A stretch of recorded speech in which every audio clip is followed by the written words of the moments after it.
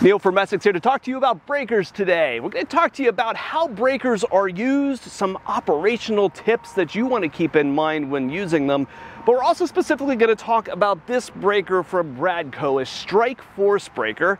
This is not the best breaker that we sell, but we're going to talk about some of the construction that goes into making a breaker and why this one is priced so well. Essex, a helping hand with your land. Like many attachments, there's a surprisingly versatile amount of things that you can do with a breaker.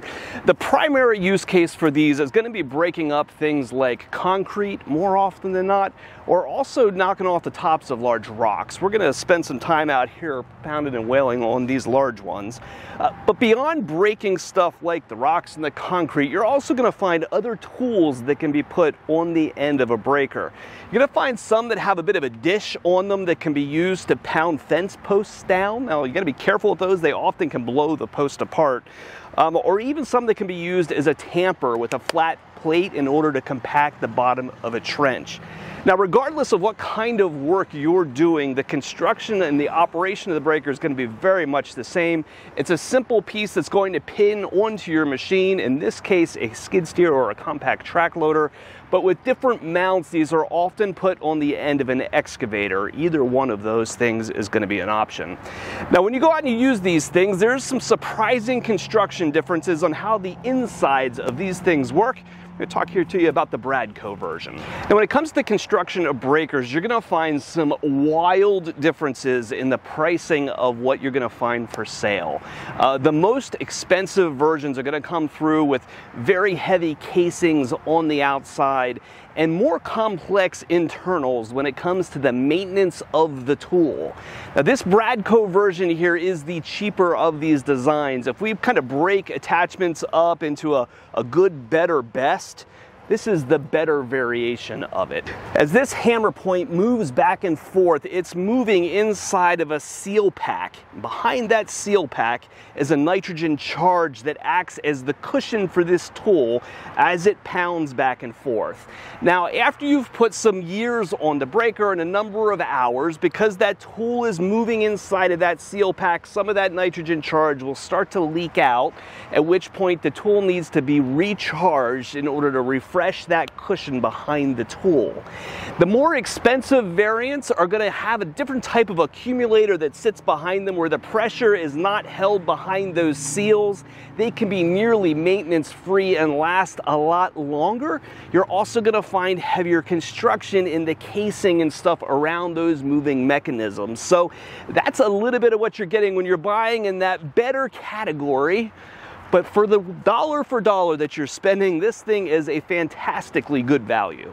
So those are some of the things that separates our better breaker here from the best breaker that we sell. But there's also a number of things that separates this breaker from a lot of the Chinese stuff that has been flooding local auctions and the internet as of late. A lot of that comes down to the construction of the breaker itself. The internals in this are constructed a lot better. This is a piece that comes out of South Korea as opposed to China. It is an import, but a little bit better quality import. But when you look at the size of the housings and the mounts, you're going to find a lot of construction and a lot of steel that are in these. This one right here is in a large heavy casing. You often have these down inside of a trench or working around rocks, and so the construction and the amount of steel around the breaker assembly itself is important. There's some pins here that you can change to move this into different positions here on the skid steer mount. It is a breaker that we can adapt to excavators, so that's a fairly complex process of how those mounts are designed and assembled to go onto the quick coupler of various excavators. We stock these with both skid steer and Kubota mounts. When you look at the skid steer plate itself, it's good heavy steel. It's got steps on the top to make it easy to get in and out of your machine. And this breaker also comes with spare parts. Your oil point here, your working tool, it's going to come with one in the breaker and an extra one to boot. This thing weighs about 40 pounds and it is about a $400 point, and it's going to come with an extra seal kit as well. We talked about how being the better breaker here, that seal kit can leak after you get some hours on it. those parts, an extra part is going to come along with the breaker to give you that extra longevity. You'll have everything you need to keep it going. So Metsix has stepped up and placed a really large order for a lot of these breakers, many more than we typically are going to sell in a year's period. And that's because we were able to get some fantastically good pricing on them. This is sold in two different models, a 500 foot-pound model and a 750-pound model. With no mounts on it, you can buy this 500-pound model for $56.95. If you'd like Kubota excavator mounts on it, it sells for $69.95. Or this large skid steer mount at $6,095. If you'd like the larger model, the 750-pound model, it's gonna hit a little bit harder. This one that I have right here that we keep in our rental fleet, that one's gonna be a little bit more expensive. The blank version is gonna come through at $63.95. with Kubota excavator mounts at $79.95, or the skid steer mount at the same $79.95. Now, if you look at the previous pricing that we have here on the screen, you're gonna notice that this is 40 to 50% off the normal list pricing, even off of our regular sale pricing, probably an additional 25 to 30% over the best pricing that we usually offer. Really excited and kind of blown away that we can get something like this from a domestic company with parts support offered at such an aggressive discount. In addition to the heavy discounting, for the limited number of these that we have in stock, we can also offer free nationwide shipping. Now that's going to be to a commercial address. If you need to go to a residence or you need a liftgate service to set it off into your driveway, there's going to be some additional charges for that. If you happen to be local to us here in Pennsylvania, obviously free shipping is never actually free to anybody. We can give you $250 off if you come here and pick one up in the store. So I'm on a Kubota SVL75 and we're gonna go break some rock. How fun is that? This is a fairly easy attachment that's able to fit onto most equipment without too much trouble. If anything, you gotta look at the hydraulic couplers and make sure you have the right ones for your machine. But there's not a whole lot of demand here in terms of really high hydraulic flows. Standard flow machines can run these just fine. It's simply going to be a difference of how fast the thing pecks away at stuff. When you use one of these, positioning it is probably where most of the art is. Most of the time people are using this on concrete, not necessarily on giant limestone rocks like I am. But you're going to want to look for places here on the rock that you think you're going to be able to break it easily. Have a whole lot left here, honestly. Once you've positioned it, you want to put some force down on that point. Now, you don't want to push super hard on it, but you want to push, and you're going to notice when I push down onto it, the point retracts back into the breaker a little bit, and I just lift the front end of the machine up off the ground a little bit. At that point, I'm going to run my hydraulics and have the thing start pounding. And you can see I quickly am shattering some pieces off the top of this as I go. Now, as I start to move down, I'm going to stop. I'm going to take a minute and reposition, put a little bit of force down on top of it, hit it again, and watch the chips fly.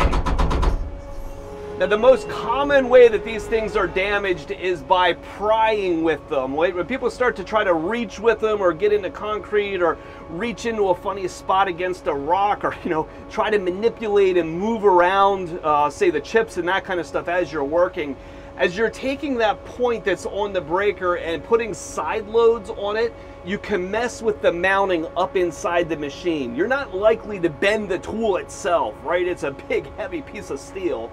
But we talked about that nitrogen accumulator that's in there, and as that tool is twisted left or right, you can lose the pressure inside the accumulator and ruin those seals and bushings that are holding that pressure back. So for longevity's sake, the best thing that you could do with these is push straight down on them and make sure to prevent side loads against that tool.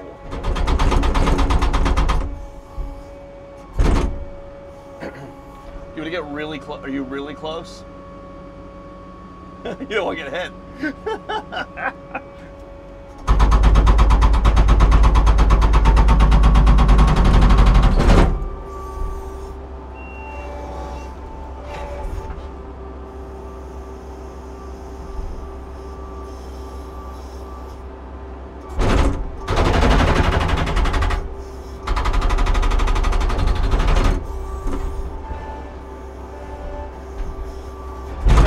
While I'm operating, this throws chips. It is generally recommended that you use a demolition door with one of these, as it's going to throw rocks around. That's less necessary with something like concrete than it is with hard rock like this. But I'm getting the occasional flick that comes back here against the door of my excavator as I'm working.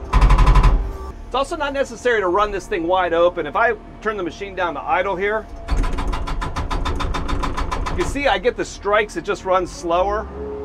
As you crank the revs back up, it gives you more speed, more hit lows per minute.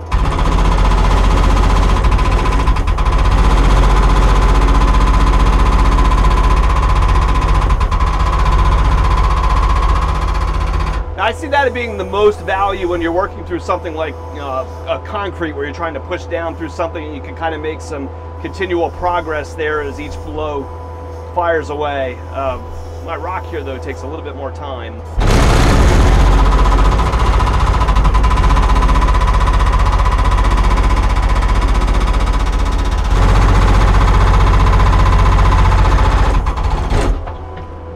Yes! Now, to me, that's a load of fun. Most people who are operators will tell you that this is not one of their favorite implements to run. It is a little noisy. It shakes the machine around as you're doing it. If you're out here doing this for 8 hours, you're going to tire of it pretty quickly. But for a little bit of coming up and breaking some rocks up and maybe taking a couple of big rocks out of them, maybe sticking out of your field or something, it's great fun. So that's a little bit on the Bradco StrikeForce breaker. Many people assume that these are not affordable, right? For the little bit of work that you might have for a breaker, oftentimes they're rented, but at this kind of price point, it's very possible you can afford to have one on your job site or farm. And this is something that we at Messick's feel good enough to be able to stand behind, right? Sold by a great company with good parts support at a fantastic value, and a company that we know that we can stand behind their construction. It has things like excavator mounts for us. There's not a whole lot that this thing doesn't offer at a mind-blowing price. So if you're shopping for this piece of equipment and we can help, or if you have parts and service needs for other machinery, give us a call at Messick's. We're available at 800-222-3373 or online at messicks.com. $56.95. We're going to be able to offer these on. That truck is so loud. Okay.